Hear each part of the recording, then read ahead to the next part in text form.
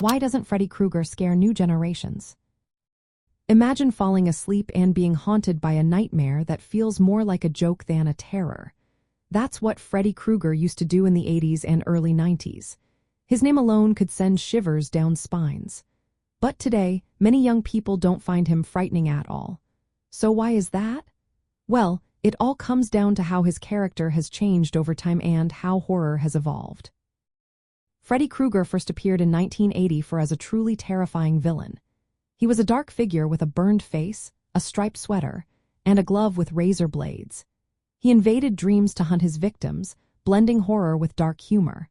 That mix made him stand out and become a symbol of fear during that era.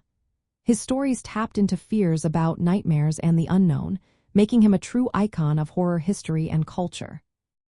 But as the years went on, especially in the 1990s, Freddy's character shifted. Instead of being a menacing villain, he became more comedic and self-aware. The films started to focus on jokes and exaggerated kills.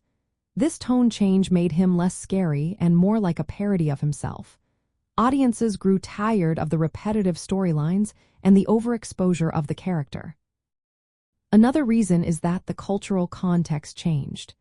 Freddy was a product of the 1980s, a time when fears about crime, drugs, and social change were common. As society moved forward, those fears evolved, and Freddy's old-school horror style felt outdated. The 1990s and beyond brought new horror icons and storytelling methods that better reflected modern anxieties. The 1910s remake of the original film tried to bring Freddy back to life, but it didn't work as well as hoped. The new version relied heavily on nostalgia and lacked the original charm of Robert Englund's portrayal. Modern horror fans are used to more sophisticated or different kinds of scares. Freddy's style now seems campy or nostalgic rather than frightening.